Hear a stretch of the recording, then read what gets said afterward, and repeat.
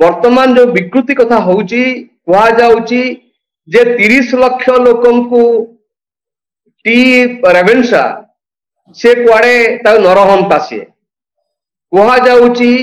जे सी अत्याचारी प्रशासक थिले कि से माने जानिबा दरकार फकीरमोहन सेनापति तांको आत्मजीवनी रे जो कथा लिखिचंती रेवेन्सा साहेब को गोटे महात्मा बोली तांको अभिहित करचंती एवं जानिबा दरकार जे जानिबा दरकार जे रेवेन्सा निजे कॉलेज रो ना निज नारे करि नाहंती मयूरभंज राजा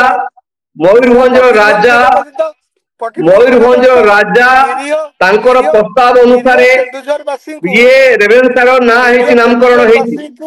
एटा जानिबा दरकार एटा ना तो अनेक कथा जहा जा सब कुहा जाउची वर्तमान गोटे पॉइंट अभिलाष कोन से कहया पे चाहछन अभिलाष कोइले सर सर फकीरमोहन सेनापति पाखापाखि सब बही मु पढ़ी मु रेवेन्सा रे आमे मध्ये गोटे साहित्य संसद गढ़िलु गोपबंधु साहित्य संसद मु से साहित्य संसद रे गोटे सक्रिय सभ्य थिली पूरबीर एडिटर भी रही तेणु आपण मोर साहित्यिक अभिरुचिटा को एथरू गेस करि पारुथिबे मु फकीरमोहन सेनापति सब बही पढ़ी पाठक हिसाब रे मु तांकर जने माने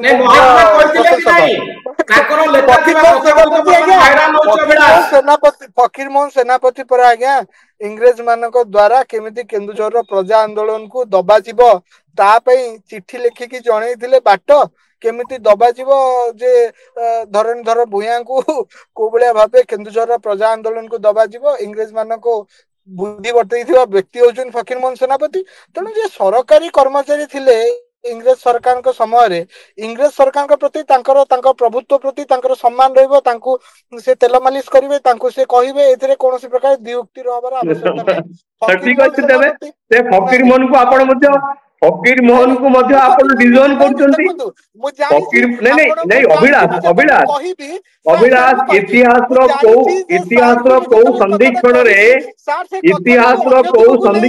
फकीरमोहन सेनापति कौन करुथिले हवा कथा किंतु फकीरमोहन सेनापति आम ओडिया अस्मितार जड़े सेनापति फकीरमोहन सेनापति आम ओडिया जातिर जड़े सेनापति